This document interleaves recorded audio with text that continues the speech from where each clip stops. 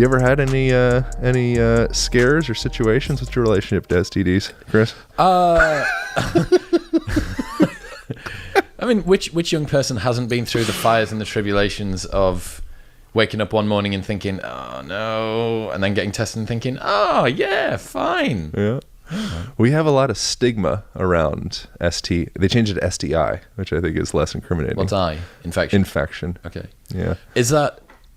I heard a rumor that when women in America give birth, they immediately squirt an anti-chlamydial solution into the eyes of the baby because the number of women that have chlamydia that are giving birth and don't know about it, and it's really dangerous because it can cause like visual impairment in children. Oh boy. Don't know anything about that. This is straight out of the bottom end of Reddit or some shit. Wow. Like a 4chan rumor. But all I know about is the value in being exposed to the vaginal fluids to cultivate the child's microbiome. And when you're bypassing that through having a C-section, it can be incredibly problematic for the child's immune system. Just like forever, long term? Yeah. And so what they'll do is they'll take the vaginal fluids from the gal and they'll kind of swipe them about. Yeah. Yeah, it's a good thing. Like give it a little massage. Yeah. You can also, the world's so weird. You can buy, essentially like buy probiotic dirt because we've been removed from nature. Okay. And so by being, you know how you get a dog, I'm sure you've heard this, you get a dog, can help with bringing in the various different bugs and germs and bacteria and all the stuff they would gather from the woods. And that can also help develop the immune response of children and adults for that matter. Oh, because dogs walk around in dirt. They bring nature inside. Yeah, okay. Yeah. So they counteract a hyper clean house. That's correct. Nice. Yeah. Here's a good stat for you. So okay. We're going to be talking about relationships at some point today, right? I can't wait. Let's fuck it. Let me give you this truth bomb, all right? Okay. There was a study conducted on how long people live in relationship to their relationship status. So people who were single, that was number one. Then they found that people who have children and a family, they lived a little longer. And people who had children and a family and a dog, they lived longer. But the people that lived longest of all were people without a family who just had a dog. Fuck it, sack off the family. Just get the dog. What do you think that is? I'm not sure. It could be noise in the data. I don't know how robust that study was. It's just a funny... I certainly think that almost, even just anecdotally, how much nicer being around a dog 24/7 makes me feel is it can't be not good for me. It's just, it's joy, like sheer joy being near a dog. I know that there's studies that show that humans sleep more deeply if they can hear the snoring of a dog. And that makes a lot of sense because dogs would be there as our protection mechanism. There are alarms, therefore micro sleeps and micro awakenings should be reduced. We should be able to go into deeper sleep because our system doesn't need to stay awake in case there's predator animals around because we have something which is it's the same as if we're near a fire. If you sleep with crackling of a fire and the snoring of a dog, you actually sleep deeper on average. Yeah, I've thought about this a lot with dogs / like our movement landscape. I kind of talked about that in my upcoming book, the revised version of the upcoming book that we're going to talk about in your podcast in a minute. But by being around a specific type of person or a specific type of environment or, a dog, for example, you are moved by that creature. And so when a dog comes into the room, if there's no stimuli in the room, you're sitting here and you're just kind of like, no stimuli guy, whatever you do. Once the dog comes in, it invokes these facial gestures. It invokes, you might say like, oh, you're like, so you have this, whatever you do, like, oh my God, so it literally, it causes you to emote. Yeah. And then that creates this cascade of, higher physiological function and tissue repair and getting out of your own head's a big deal. Yeah, just removing that neuroticism. You see something else. It is dependent on you. Yeah. That dog requires you to get your shit in order because it needs you to look after it. And it's such a counter to so many of the problems that I think we have, hyperneuroticism, ambient anxiety of people just not really being able to get out of their own heads. There you go. That thing needs walking. That thing needs its poop picking up. That thing needs feeding. Yep. Look after it. Yep. Love it. And it's dependent on you, and not in the way that a cat is. I'm not a cat guy. I don't want an animal that can compete with me for wits, Yeah, right? I want it to love me because its survival is dependent on me. Yeah. That's why I need a dog. Or dogs are stupider. That's like dogs the peak. Like a border collie, like a smart border collie, I'm probably not going to get. It needs golden retriever is the top end. What do you think that says about you in relationship and your relationship to relationship? Do you think there's anything definitive? Not at all. Cat person, dog person. I don't think that there's anything to extrapolate out. All right. Moving right along then. No, I think in my experience, I find relationships with agreeable people, agreeable girls, to be significantly easier. Relationships where the partner is disagreeable brings out the worst disagreeability in me as well. And I think if you were to identify like what's a cat and what's a dog, the dog would be quite agreeable and the cat would be quite disagreeable. So yeah, if you want me to, in relation to we were talking before in the sauna about intrinsic versus extrinsic focus, and some of the research was from a gal called Gabrielle Wolf. She did a lot of the research around like athletics and focusing, where do you put your focus? You put your focus on the ball? Do you put your focus on distribution of weight through your left foot or your right foot? And pretty overwhelmingly what they find is that we'll be more successful with whatever the endeavor by putting our attention extrinsic. So when we're focusing outward into the dog, or into swinging the golf ball, and focusing on getting the ball from here to there, as opposed to getting too wrapped up inside of yourself. It's like your internal experience is so complex and so complicated that if you put all your attention into there, it just leads to confusion. When you can put your attention out into a thing, like into that animal, into that relationship, into whatever it is, humans have this interesting way of, it's like a self-organization, where this emergent quality comes up.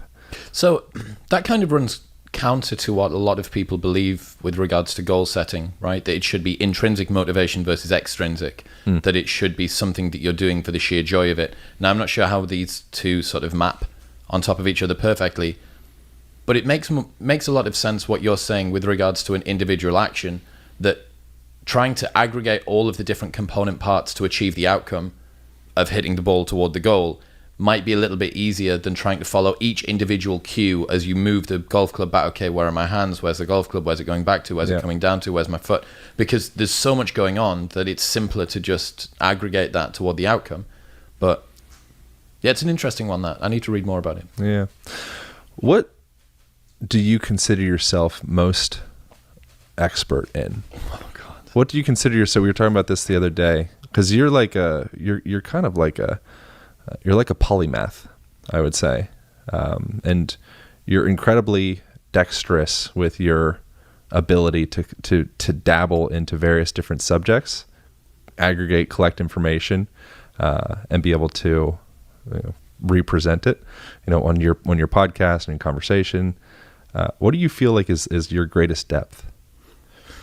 I think that's a nice way of saying nothing in particular. But understanding human nature is probably it, if there was like a single thread.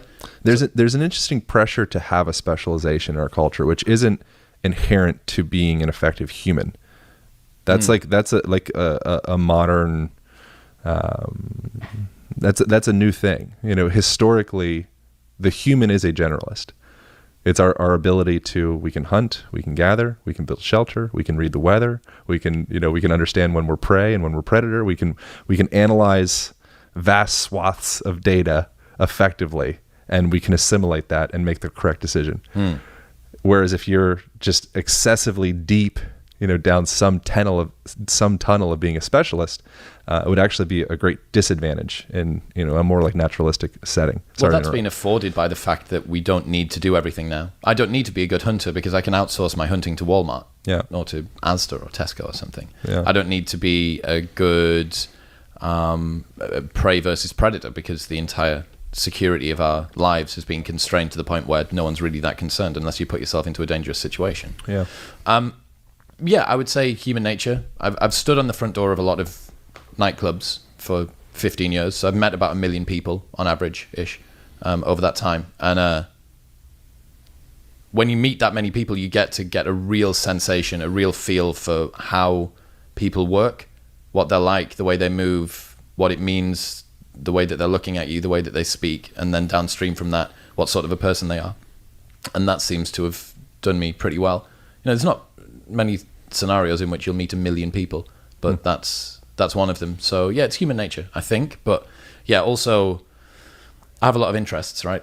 Curiosity is kind of the one single value that bleeds all of those together. And you're right that in the modern era, people who decide to focus on a speciality, they will achieve better in a capitalist society, typically, because no one cares about who is the 80th percentile in 5 different areas, all of which that don't matter, versus who is 99.9 percentile in one particular area. That person will get far more gains out of the system than the person that's semi-competent in a bunch of them in most situations.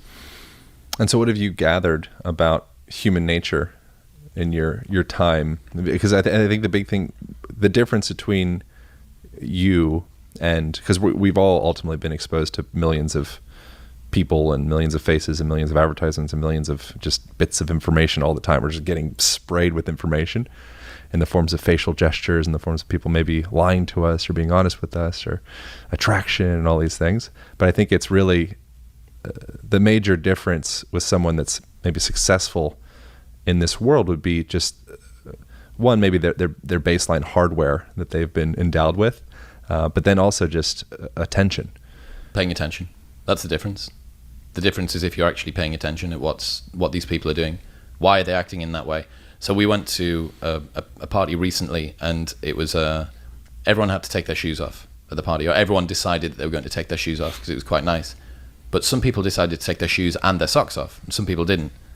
And I spent 10 minutes obsessing over why certain people had decided to go shoes and socks, or why some people had decided to just go shoes. And what's your analysis? Fuck knows. There's probably nothing there. And this is why it's probably a really inefficient way to exist, to think constantly about this stuff. But the depth of insight that you get, I find fascinating. And even if it's COD psychology, bro science bullshit, like, it's interesting for me to think, okay, so is there something, can I find a trend between all of the people that went socks off as well? Is there, what links all of these people together? What is it about the person that wants to take their socks off versus their shoes? Why is that guy, why has he got his shirt tucked in, even though I know he could wear his shirt tucked out? What's he trying to signal with the fact that his shirt's tucked in? Or why does that woman, why is she standing a little bit further apart from her partner when she's taught? What's that mean? And this is just, it just happens now passively. Standing on the front door of basically a queue, seeing a queue go into a venue for a long time and being curious about people. You haven't got anything else to do apart from make sure that they don't throw up in the queue before they get into the nightclub, because then you can't take the money. Yeah. So you end up doing that. And I think natural curiosity plus a little bit of boredom on the front door of nightclubs with a clipboard and a guest list waiting for people to go in means you end up doing that. Are you actively engaged in some of these, like, are you intrinsically engaging some of these body language cues and subtle cues that you've picked up over the years in conversation with people, or like in like dating dynamics? Or like, have you like hacked attraction? No, is that something that can be done? So that's a good question, because pickup artistry basically tried to repurpose this, right? Pickup artistry took some of the principles of neuro-linguistic programming and of status dynamics, and they tried to create a blueprint that typically men, could follow. There is a pink pill, which is the equivalent for women as well. And no, for me, dating has always felt a bit more sacred than that. Dating felt like something that I shouldn't be trying to hack my way through.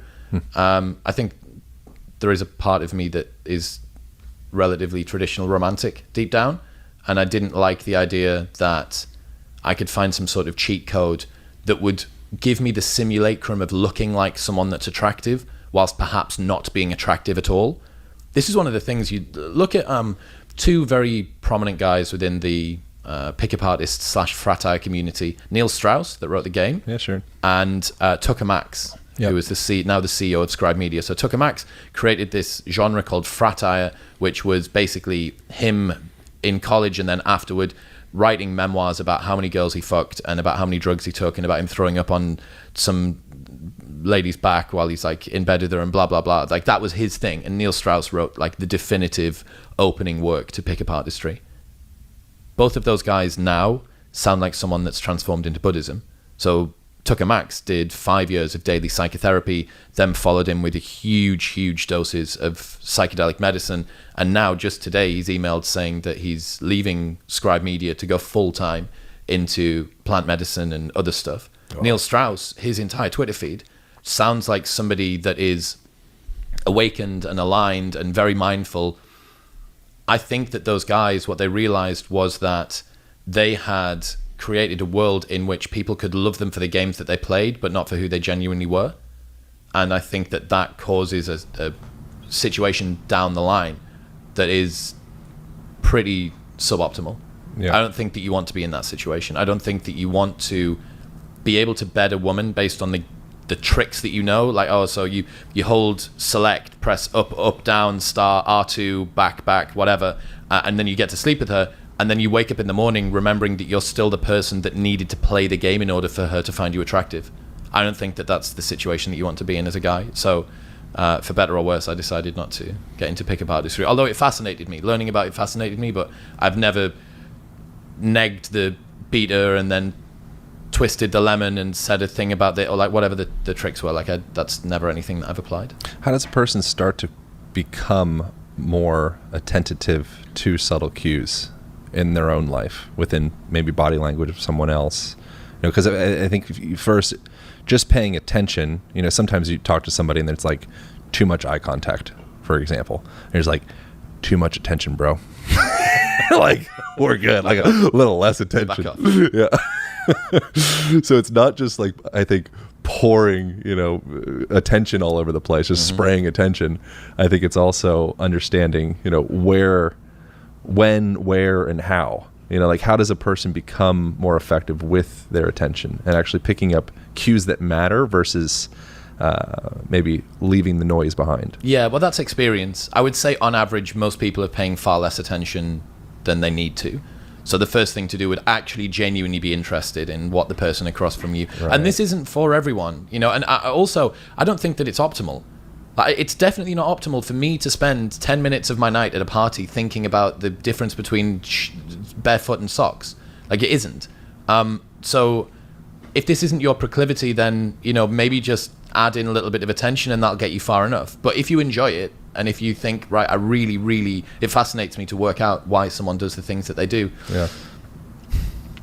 I think it's just the evolution of experience. Over time, I've realized what I need to pay attention to and what I don't.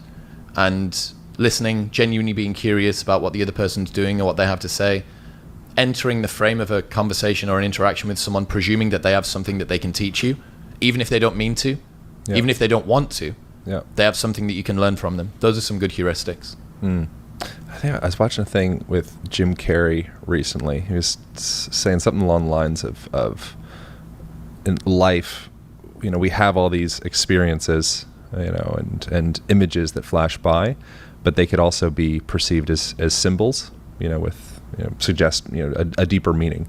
It's an interesting way to perceive life through, of every interaction that we have. It's really just whatever story you want to paint upon it. So you can have an interaction with a homeless person, and they could make some gesture or say something, or your girlfriend could break up with you, or you could get water splashed on you by a car, and it's on your own onus to determine your reaction to that and your relationship to that experience. And it's such an interesting thing how, like, I've felt before, when I see someone that is in a really bad way, say like a drug addict on the street or something like that, I see myself in that person very easily. And same thing if I see somebody in a really good way. But I think it's the real difference is like the stories that we're running. If we can come into realize that we're the scribe of our stories, and be able to like take the pen back, I think life can become very interesting. But I think most of us are kind of more in a place of like life is happening to us.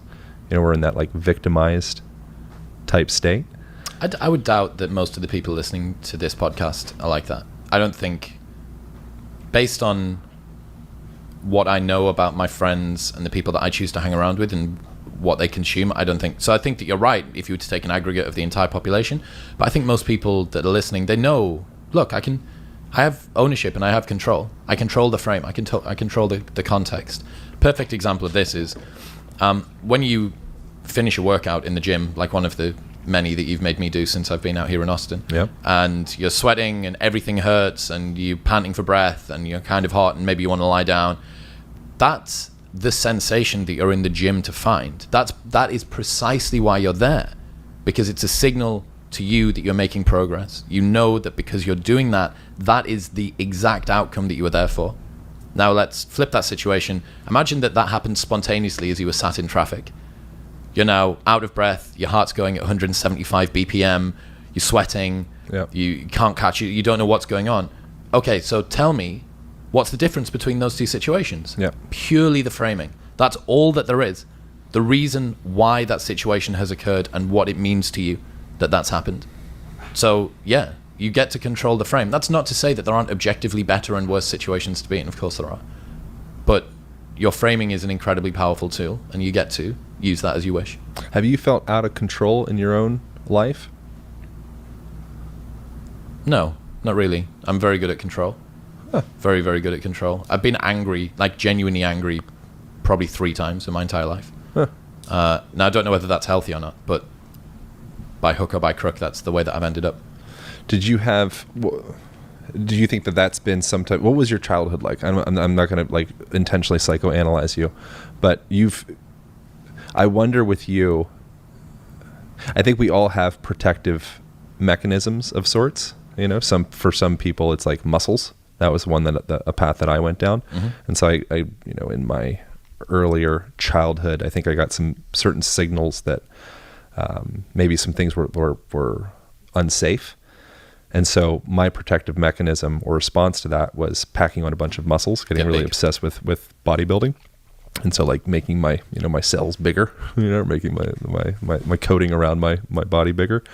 I wonder with you've done a really good job with developing your intellect. I wonder if has that ever been like any type of protective mechanism for you or not so much, you think?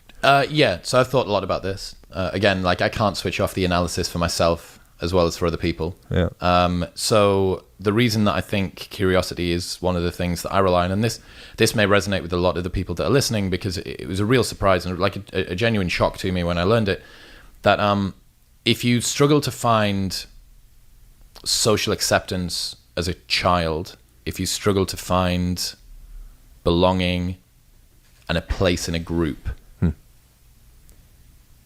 sometimes in later life you can go out of your way to make yourself extra useful in an attempt to try and even those scales again.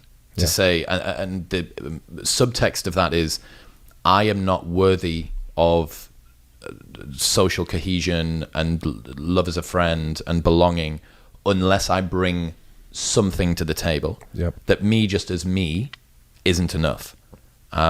Now, this is not at the front of my brain, and I might be wrong, but it would make it would make a good chunk of sense to me, I think. And it's definitely how I manifest now. I try and genuinely, in every interaction I'm speaking to somebody, for a long time I've wanted to try and let them leave the conversation and me, in a better place. And it's not purely from a beautiful, holistic, like, let's just make the world good, bro, situation. It's also me wanting to be accepted. It's me wanting to make them want me. So only child, bullied like pretty heavily throughout all of school, didn't really feel like I belonged. And then very quickly when I got to university, found myself in a position where I was the guy that could get people into all the nightclubs because it was my company. Very quickly, I'd gone from being someone that wasn't in social networks to someone who manipulated them to make money off them, and people needed me in order to be a part of the cool kids club now. So I still wasn't on the inside of them, but this time I was like controlling the frame. Right. And there was something very powerful, again, as an advantage to the people that are outsiders looking in. Although you may not feel like you're able to be on the inside, which sucks, you're also able to manipulate and play with those social networks more easily because you have the perspective of being an outsider. Yeah. I can see if it comes up, if it's to do with coming up with brands, let's say for a club night, which is basically running a club night is people in a room getting drunk to music. That dress it up however you want. That's all that's happening. All that anyone's bothered about is the branding. But if you see trends because you're on the outside looking in, you can manipulate those trends more easily. You can come up with a brand that you know will work for that group and that group and that group, and you know they'll work together quite nicely because you've never been a part of those groups. So yeah, rolling it forward. Going to the gym was definitely a part of that, being bullied when I was younger, natural, like just try and become big and strong and feel like you're worthy physically. The curiosity thing, I think, was just a desire to be understood and to understand other people. I used to look at a lot when I was at school at similar things to this, like maybe it's the way that they wear their tie, because in the UK we have school uniform. Yep. Maybe it's the way, because I don't wear my tie that way, and maybe if I wore my tie that way, then it would mean that I'd be like one step closer to being accepted. So there was an evolution of like effectiveness, me just trying to work out, okay, how do you human ...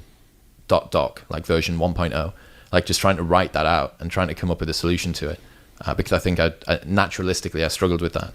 And then you realize over time that, look, if you didn't get on with people that were in your school, then fuck them. Like, I don't need to speak to any of the people that I was at school at, because the sort of school that I went to they're not leading the sort of life that I do, or I would want to now. And they're great people. I'm sure that they're doing fine. But like, it wasn't a me problem being in that situation. I was a 13-year-old kid who's an only child. Like, why would you presume that the onus is on you? And this was something that I haven't done a huge amount of psychedelic medicine, but during one ceremony that I have done, I saw me as a 12, 13-year-old kid on the floor and realized that he was due a lot of sympathy and empathy. Yeah. And if I could go back, if that kid was here now with me, if that was my younger brother, or if that was someone else's child, or if that was just a kid on the street, I'd go over and I would give them all of the empathy that I could, because they didn't mean to not be popular.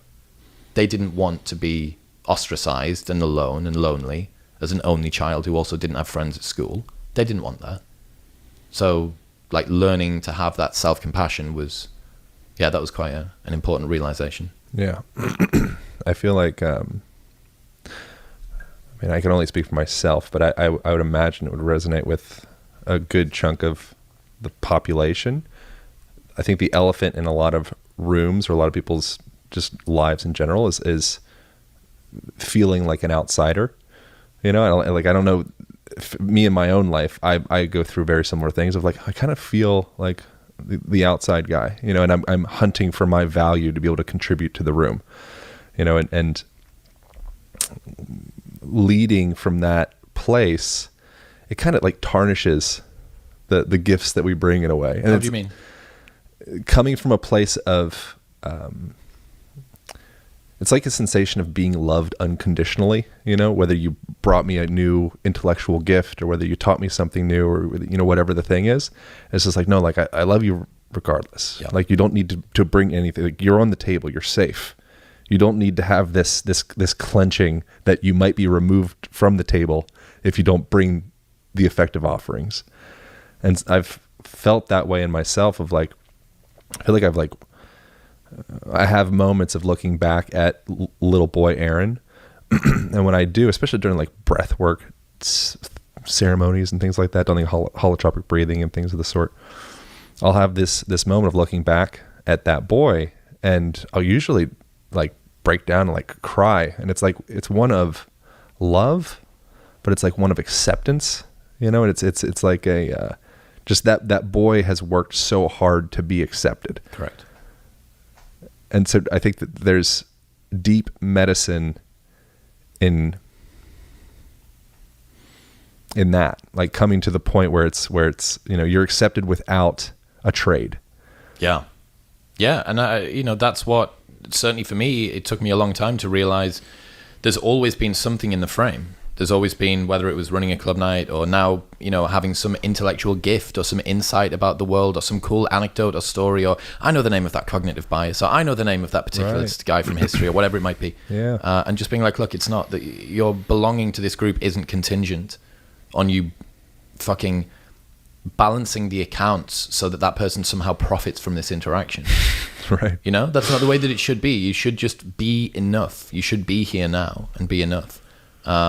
Yeah, it's strange, man. It's strange, but there's layers to this, and on balance, I wouldn't swap it for anything else. Like the gift of having attention and being able to deploy it. Like fine, you know, maybe having a less shitty time at school would have been good or whatever, but like I can't change that now. And these are the things. This is sort of the cards that we've been dealt, and I'm pretty happy with them.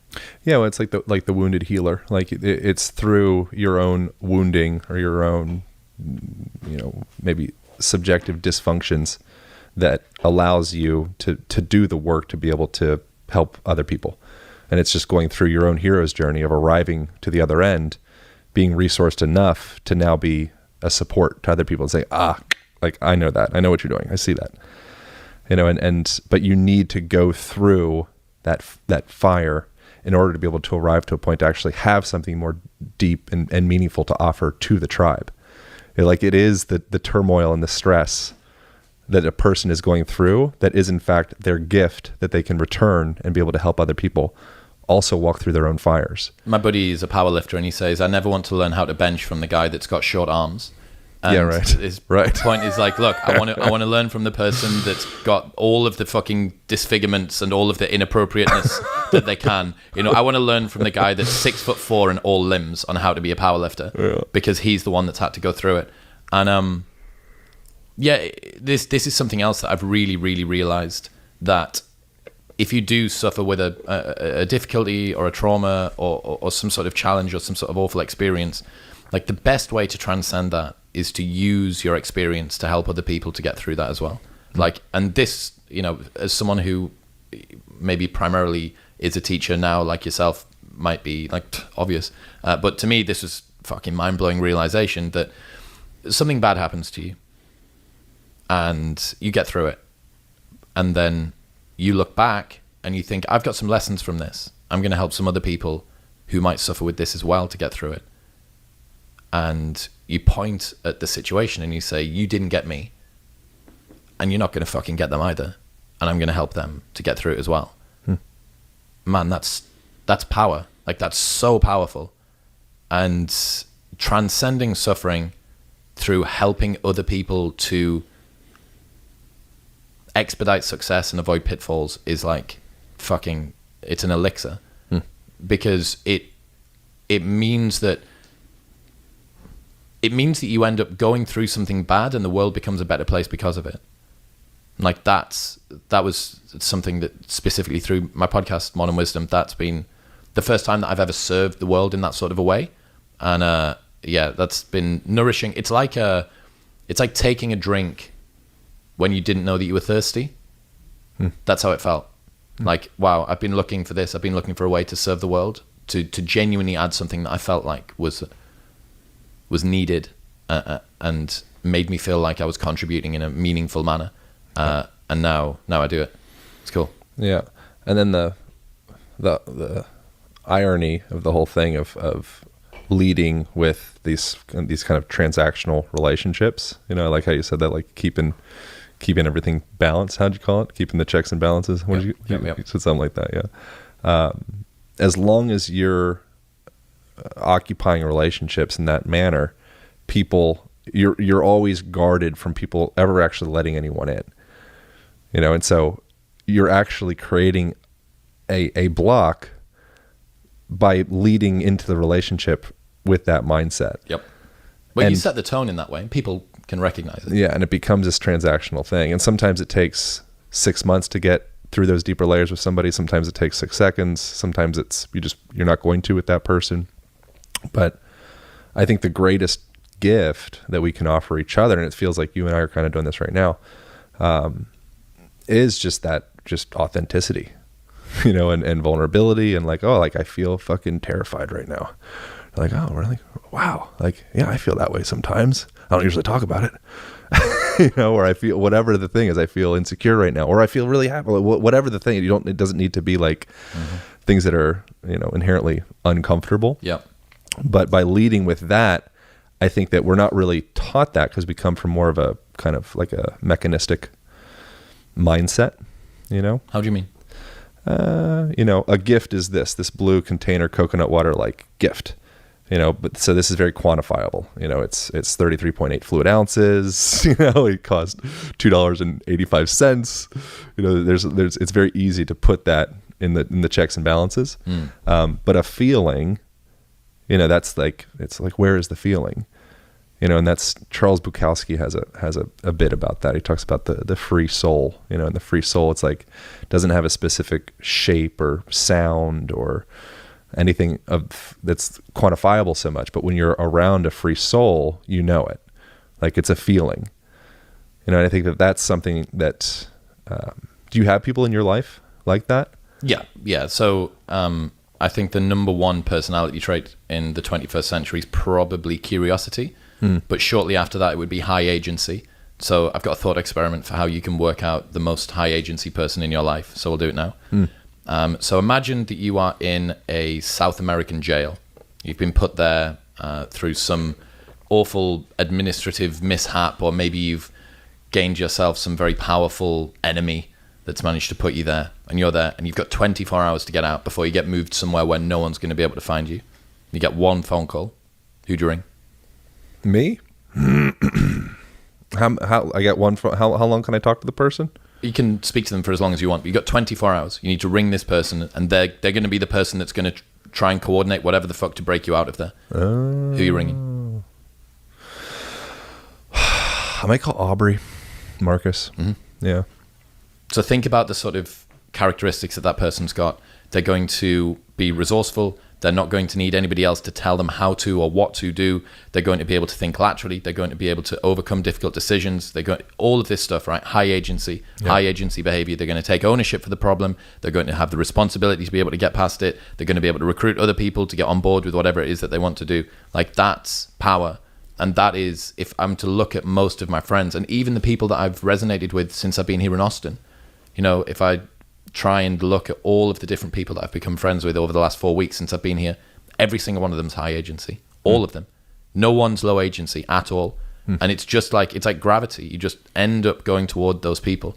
And I think low agency people attract low agency people because a high agency person around a low agency person reminds them that they haven't taken responsibility for the things that are happening in their life. Yeah. Because you see this person who gets some huge set, gets into a car wreck or something like that, right? Or snaps their Achilles or does whatever. And then it doesn't hold them back. They just move around that problem. And it throws into harsh contrast just how much you are not taking control of your own problems. How low your agency is because of how high that person's agency is. But that's like the commonality that I've found with people in Austin. They're like a lot of very, very, very high agency people here. Yeah. I want to keep going into your upbringing. So you feel like you cultivated this kind of precocious, it seems, skill of intellect and interest and attention. Do you feel like that was a product of being bullied? You think that was a product of like, where do you think the root of that came? Just generally feeling like an outsider? Yeah. And when did you come to terms with that, being able to look back and kind of have the resources or awareness to be able to start to examine yourself as opposed to just like being in the chaos of being the outsider or being bullied? Man, probably only within the last 4 or 5 years. Huh. So for a long time throughout my 20s running this nightclub business, and a lot of young guys specifically, but also girls may resonate with this, that you start a business when you're young, and maybe that's the first thing that you're ever really good at. So you start to attach your sense of identity to the business, and you start to think, oh, well, that's me. Yeah. But the problem is that between the age of whatever, like 18 and 25, those formative years really do help you to solidify, okay, what's my value in this world? What are the things that I care about? What are the sort of people I want to be around? What do I want to bring to this world? And by shortcutting that and just finding, oh, well, it's commercial success, that's what I'm aiming for, you give yourself a very easy answer. You give yourself an answer that society's going to accept because you go, oh, you're the businessman guy. You're the guy that runs the company, right? You make the money, run the front door of the nightclub thing. Yeah. And that basically sort of postponed me doing too much self-work. until I got a little bit older. And then I did some reality TV. I got a blue tick on Twitter and free charcoal toothpaste and stuff like that.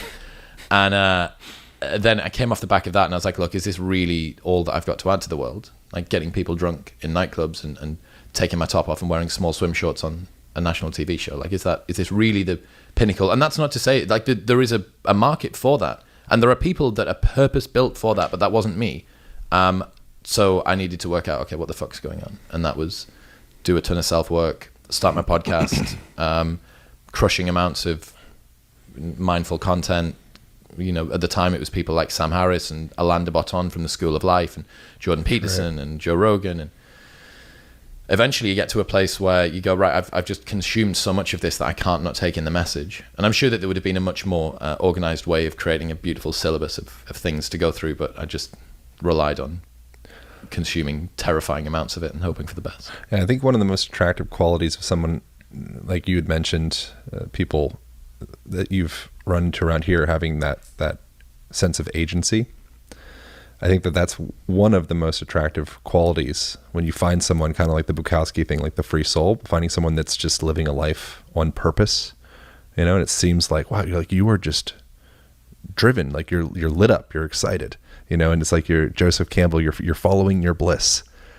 But I think, again, as far as statistics go, I don't know, I wonder what the percentage of people that actually feel like they have a definitive purpose are. And then there's this external pressure from things like YouTube channels and inspirational books and such that, like, you need to find your purpose. And then it puts probably many people into this double bind situation where, you know, now I feel bad of myself because I don't know what my purpose is. I'm supposed to have a purpose. And then they might adopt that of the YouTube creator or whoever their favorite person online is in any case. So they're still not living their own, but they're living this simulacrum of somebody else's, their version of whatever. Yeah, Michael Malice, my buddy, the anarchist dude, he says that a lot of people in the modern era compete on compliance. So they literally compete on who can be the most compliant to the group. And that's the opposite of the sort of world that I want to be in. Like, I don't want to be in the world where I'm competing based on compliance. I want to compete based on competence. I want to compete based on what I can do well, not based on what everybody else wants me to do well. Because I did that. I tried to play that game for a long time. And like, if there's one lesson that you can get out of being bullied, it's that if you try and play the bully's game, like, it's just not going to work. Yeah. Like, it's not about, they're not bullying you because you're not playing their game. They're bullying you because they're scared of what it is that you are or could be, or they're worried about that. So yeah, avoiding that at all costs, I think, is a pretty good solution. Do you feel like your life is on purpose in the moment? Do you feel like... Yeah? There's very, very few things that aren't deliberate. Very, very few things. When did you not feel that way? I can't remember now. Okay. I can't remember. It would have been probably before I was 27, 28, and I did that reality TV thing, and then came off and was like, look, there's something up here. Like, I thought I was this big name on campus party boy. I'm not anymore. And maybe other people will have this, right? Maybe someone will go through an experience in their life where it's like an inflection point. All of this stuff's crescendoed up to a particular moment, and they go, look, like, I'm not where I thought I was supposed to be. I'm not the person that I thought I was supposed to be. I feel like I'm built for not more, but just different. Like, I feel like I'm built for something else than what I'm doing. Yeah. And again, this is the beautiful advantage of not trauma. I'm just saying going on Love Island was a fucking trauma. But, you know, the advantage of having something symbolic, right, or ritualistic, where you go, oh, okay, this is a flag in the ground. Yeah. COVID may have been this for a lot of people. You know, that may have been one of the things where they go, fuck, like, I really realized when I had to spend 4 months off work and then was told that I now have to go back to work, that I really, really don't want to be in this industry anymore. Yeah. Because it was such an important, powerful, ritualistic moment, symbolic, right? And it just happened that I had a different one. Yeah, I'm kind of like thinking back into the whole idea of relationship dynamics, and I think that within like the pickup artist world, you know, you get the different social dynamic cues, or you might be suggested to neg, like you mentioned, or, you know, there's certain devices that a person could use to kind of like hack someone else's sovereignty. Yes. Yeah, precisely. In a way. Yeah. But I think that what I'm attempting to kind of stumble around is, I think the most attractive quality is authenticity. And but how do you know what you don't know? Like life, I think, is a process of discovering your own authenticity. And so your authenticity right now, you may look back at in 5 years and be like, oh my God, I was fucking lost. Yep. And we always want to put There's layers to it, man. we always want to put up the front that like, oh yeah, I've got my shit together right now. I mean, fucking look at me. Yeah.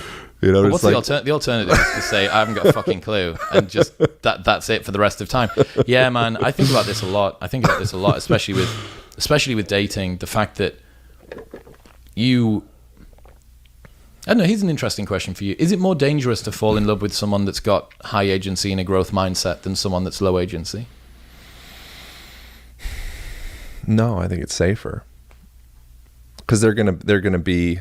I think a relationship ultimately is reflection, among other things. You know, and by being in a relationship with someone who does have higher agency, I think they will reflect. It will be more painful to be with that person, perhaps. How do you mean? It's going to be, I think, like a heavier lift. You're going to have to. There's going to be a greater amount of, hopefully, hermetic stress. Hermetic stress being like a workout that makes you stronger, whereas someone else would just kind of. You're going to be challenged more. Oh yeah, yeah, and then if you're not available for that challenge, you don't want to lift that barbell, then you'll probably avoid that, deflect, and find someone that will just let you be your own. You know, whatever your set point is now, you'll just kind of find someone to accept that. Which then it's the balance of accepting where you are now and also presenting the opportunity to dig deeper. Yeah, I think that's what relationship is, and that is the subtle undercurrents of the checks and balances in any relationship. Because I think that we can get kind of mired or lost in the idea of like, okay, I just be, like that is my value, I just be, and that's like a lot of like the new age kind of jargon. And it's like, okay, yes, just be, but it's also I need you to challenge me to a certain degree, you know, and I need you to love me to a certain degree, and I need you to, you know, it's just being is more complex than just kind of like laying there like a slug. Mm-hmm. You know, and so I don't have a specific question in relation to that. Exactly. Dude, I think that, well, it depends. It depends on how you see high value versus high agency versus low agency partners. Yeah. I can see a potential danger that the high agency person, as you said there, is in 5 years' time, they could be a completely different person. And if you're not prepared to grow with them, you're fucked. Right. Like that's it. They're gone. Yeah. So yeah, I think that you're right. I think what you mean is correct, that it would maybe be more dangerous to be that there's a higher hormesis stressor incoming with the person who's high agency, because they're going to, just because they are this person now doesn't prove that they're going to be that person in future. Yeah. Yeah, it's an interesting one, man. The modern dating economy to me is it's probably the most fascinating thing that I've learned about over the last couple of years. Yeah. It blows my mind sort of where dating is going at the moment, what it means to have a world where women and men can earn the same, they can be educated the same, they can gain status the same, where you have sexual liberation with birth control, where you have sex before marriage being completely like accepted and in a lot of places even encouraged. Like it's a very interesting time to observe the dating market. Like I'm not convinced that it's all good for civilization overall, but it's really interesting. Agency is also maybe relative to we have different skill sets, you know, so someone might have high agency in maybe finances, but maybe low agency in emotional intelligence. Correct.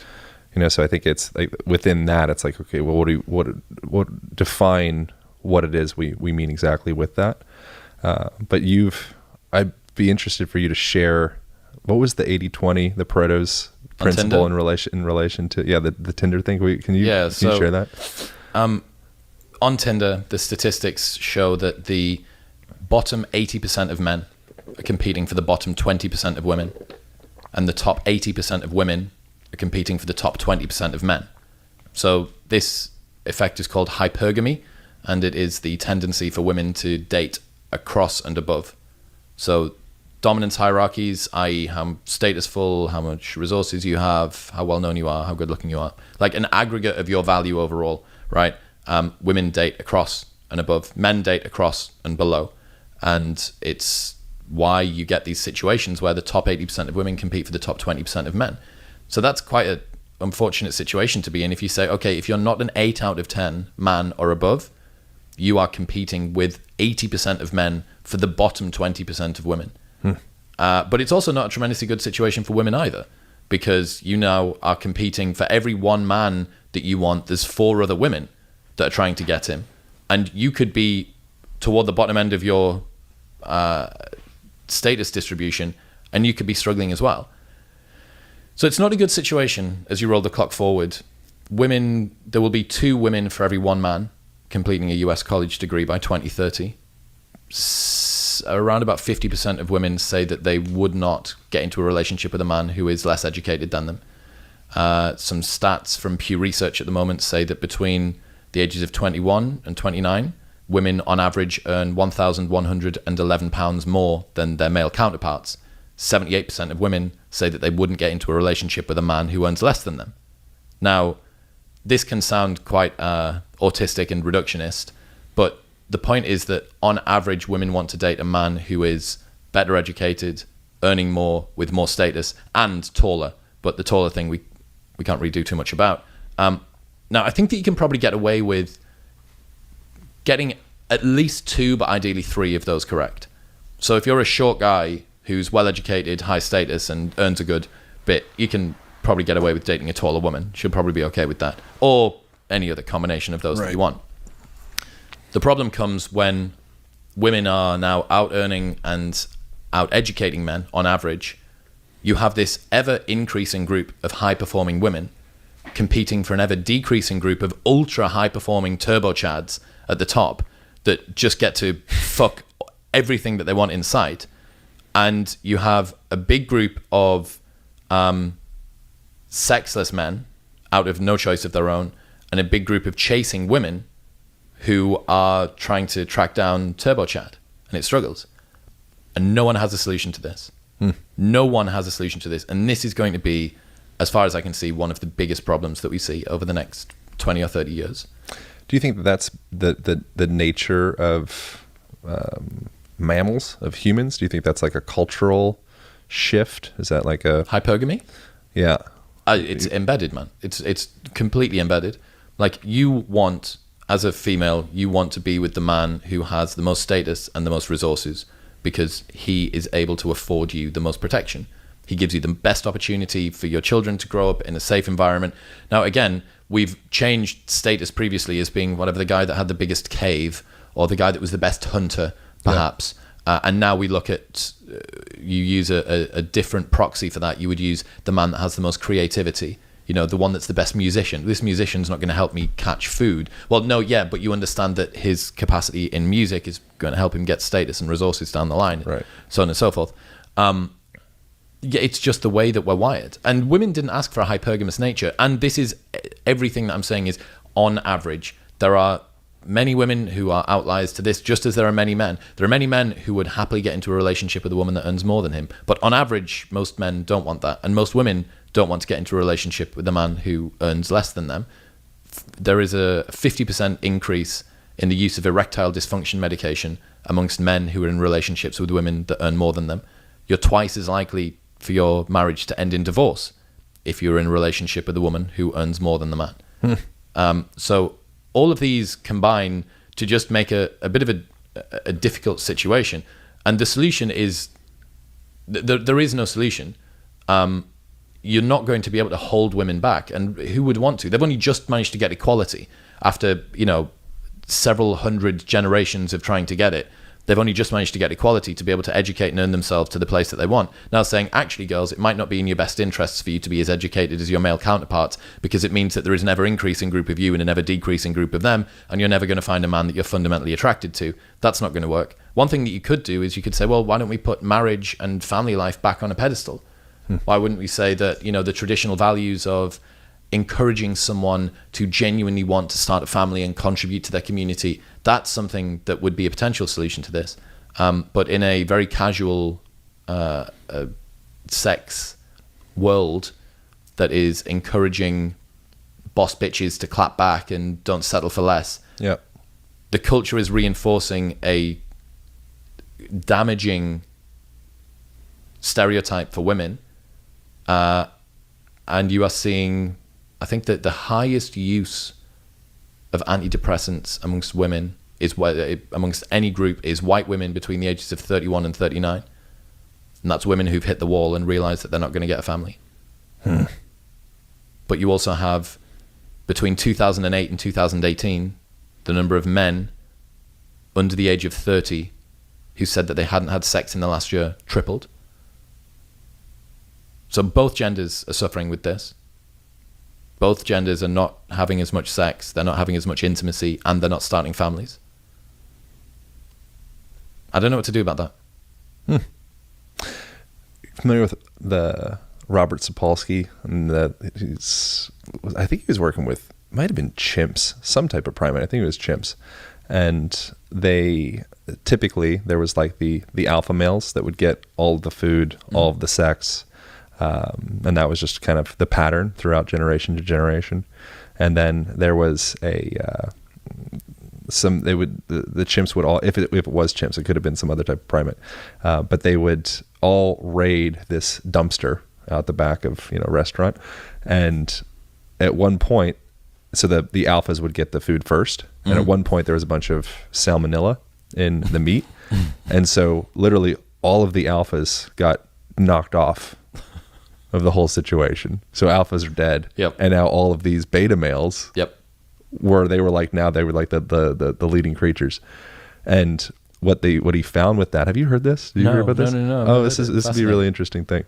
And for this would continue generate, I don't know how many generations, but it was multi-generational, where suddenly the dynamics of being like the biggest, angriest, gnarliest alpha male that just takes everything, that was suddenly shunned from culture. And so if you started to be that, then the tribe would get together. It's like, no, bud, that's not how we operate. Oh, so they remembered the tyrant of the alpha previously, they weren't, and then turned on him. Yeah. And so, exactly. If a tyrant would start to manifest or start to pop up, the culture as a whole was like, no, we don't do that anymore. And it's an interesting. We're very similar genetically to bonobos. Which bonobos solve most of their issues through, group sex. Yeah. So I think the story about how female bonobos had fashioned themselves dildos out of folded up buckets. Fucking innovative little monkeys, man. But it's interesting. I feel like we all have like the Dr. Jekyll, Mr. Hyde kind of thing. We all have like two sides to us, and it's like we have the bonobo side and we have the chimpanzee side. Yes. And one probably isn't more right or wrong. They just go in different directions. And it's an interesting thing to see now how culture, it's like a pendulum and it shifts. Yep. And presently it seems like the whole, I don't know if feminism is the right term, but like however you said, boss babes clapping back. Yeah. Like it's like, cool, the pendulum's shifting, and then that will have an effect. For sure. That we're going to see in the coming time. The problem that we have here is that it's a masculine frame being forced on women. Like feminism, like genuine femininity is quite rarely celebrated. Yeah. And if I was a girl growing up today and I was 18 and I wanted, like, I really, really knew that I wanted a family. My mum was a great mum. My grandmother was a great grandmother. I know that that's really, really what I want to do. But all of society is telling me, well, no, because you need to go out and you need to start a career and you need to earn the job and do all the rest of it. And this isn't me saying that women can't go and do that and be happy and start a family or any of that. Yep. My point is that femininity is being given a second-rate judgment now. Sure. As far as I can see. Yep. And both sides are being given the same solution. Men are being told, get over your last girlfriend by get under your next one. There's plenty more fish in the sea, mate. She didn't deserve you any case. And women are being told, don't settle for less, be a boss bitch, clap back. Hang on, are both groups being told the same fucking solution to this? That they're just supposed to not deal with hard problems in a relationship, that they're not going to try and get past things, that there's so many more fish in the sea because of an international dating market that's now being enabled by Tinder and Instagram, that you can just always find somebody else. Like, in whose worlds do we think that this is going to be a successful outcome? Yeah. Like, if you want to raise children, you want to have two parents in the household. If you want to raise children, you want those parents to be around for a little while.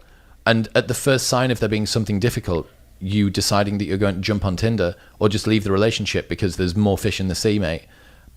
It's just, it doesn't work. And then, yeah, like I say, we've got this huge underclass of sexless men that one of the things that you get when a man gets into a relationship is his testosterone levels drop, and then his testosterone levels drop again when he has children. Baby, yeah. And this is not just the testosterone, but it's a, how do you say? It's a evolutionary adaptation. Yeah, but it's a calming dynamic. Yeah. Right. So it reminds to make him a better father. You're fucking connected to the community. Yeah. Okay. Right. There's more than just you and your fists and your angst. Like there's a little bit more that you've got going on, and you need to treat your power and your place in this community with just respect, and starting a family is part of that. Without that control mechanism, you know, we've already seen in the UK, there's been some incel killings. You had Elliot Rodger, who was a mass shooter in the US. We recently had a guy in Plymouth that was like, how would you say, ancillary associated with some incel groups, involuntary celibates, which is the name that's been given to this underclass of sexless men. That if what you really, really do not want in a civilization are large swaths of men that can't get into relationships, full of testosterone, roaming the streets. Like that is an ugly, ugly situation for people to, for any civilization to have. Whilst you still don't have women that are getting into relationships either. They're still lonely. And man, I keep saying it, I just don't know what the solution is to this. It seems like it's the common narrative is that there's a denial of the feminine from men, you know, like with the patriarchy. Mm-hmm.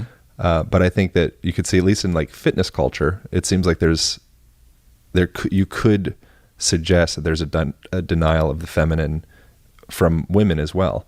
You know, from like having a soft, supple, nurturing, kind, caring, tender body is like, ugh. I don't want any of that. I want, unhealthy levels of adipose. Like, it's got to be, 0.5 or below. I shouldn't be menstruating. I got to be in like what is it called? Amenorrhea is when you're not menstruating. Like that's just chiseled abs. Like that perfect toned warrior princess body. That's like, yes, that's, one archetype of a female that could exist. But I think that value of, a mother is like so invaluable to the, if the perpetuation of the human species is relevant, like that it's matters for that. But also just the general mental, emotional, physical, cultural well-being of the whole. Like we need both sides of the coin, masculine and feminine. Yep. And, if females are denying their own feminine. Or denying it of each other. Yeah. Yeah, but I don't know. That's problematic. I can't. And that's me being, white, cisgendered Precisely. male sitting in a leather chair saying it. So this is just making a suggestion. And me putting in the lens of like a fitness, like through the lens of fitness, which is also another kind of separation. I very rarely see, just look at meme culture, man. Look at the stuff that you see on Instagram posted by, popular Pretty Little Thing, sort of girl fashion brands or whatever, which are usually a pretty good synthesis for what young girls are thinking in any case, because they need to brand themselves with the voice of the young girls that they're trying to speak to. I very rarely see, like, quote unquote, embrace the feminine type content on there. It always seems to be to do with that there's an inherently masculine frame coming into it. Yeah. And I don't think that that's true. I think that there's a lot of guys that I know that could do with taking a bit of fucking feminine on as well. For sure. Like both sides. In fact, that's a really good point that I've never even thought of before. And one of the things that we're complaining about at the moment, especially to do with men's mental health, is the inability of men to open up, the inability of men to show vulnerability, to say when they need help, I think it's the number one killer of men under 30, suicide. Well, okay, so both sides need a little bit more feminine, but all of culture is providing us more masculine. Yeah. How? Why? Like, why is this the case? And it's also, if you're if you genuinely wanted to celebrate feminism and femininity, you would be putting that on a pedestal. You would be putting traditional feminine qualities on a pedestal, not just for women, but for men as well. Look, like, embrace this bit of you, the bit that is okay to say that you're sad, the bit that's okay to say that I need to work through some shit from when I was younger, the bit that's okay that tells you that you need to have a chat with your friends, or that you need to open up to your partner about how that thing that she said last night made you feel, or whatever it might be. Like, but it's just not reinforced. I don't see it being reinforced at all. Well, and I think that's the pendulum swings. It'll if it's going hard in the paint in the masculine side presently, that will have the repercussions from that, and then we'll course correct, and then there'll be another swing. It's like Republican, Democrat, back and forth. That's what we do, and hopefully that leads, or maybe not hopefully, whatever. Who am I to say hopefully? But it seems like there's value in having a balance. Kind of that perfect, in between space of masculine and feminine. I think that's where that's that homeostasis. But then, maybe homeostasis is boring.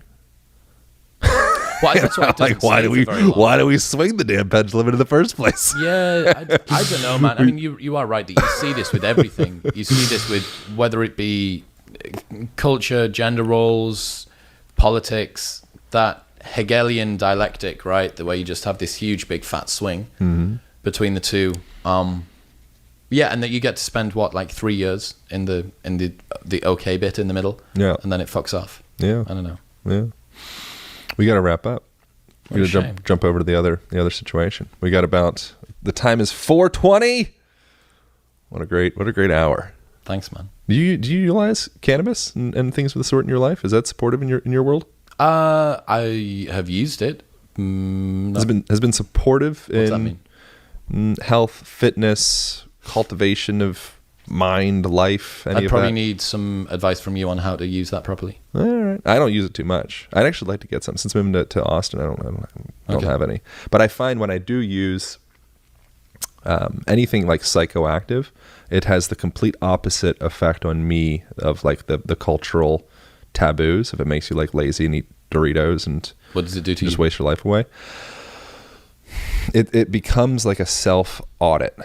So I have this like third person experience of self-examination, and so you become super introspective, even more so than you are usually. Yeah. Oh yeah. In a good way, and I just really, it's kind of like a come to Jesus moment for me. And every time I do it, and things like just in my life, the way I conduct myself in my life, and like the orientation of my body, if there's joints that are stuck or stiff or rigid, or my breath is not to its full potential, full capacity, I'm like, wow, I've been like stress breathing for the last X amount of time. And during those in those states, I find that to be I have greater accountability. You telling me that I need to take more weed? Is that the solution? No. I just find it's another thing. It's like whatever you think the opposite. That's like a Paul Arden book that I'm a fan of. It's like the things that we're told will like put one's life in shambles. Then it's like, well, end up fixing. You have the experience, and sometimes it creates a reflection. I really appreciate you, man. And you, dude. I'm really, really glad that we became friends since we've been out here. Yeah, I'm looking forward to more. Continue it. Where should people go from here? I guess we're gonna jump over to Modern Wisdom Podcast. Yeah. So that'd be a likely place. Yeah. So where should we point people? So Modern Wisdom on Apple Podcasts or Spotify, wherever you listen. If you like your stuff, then there will be an episode with you probably up pretty soon after that one. Right. And if not, I did an episode with Jordan Peterson this year, which is a good place to start. That's number 307. And YouTube, Chris Williamson, Instagram and Twitter, Chris Will X.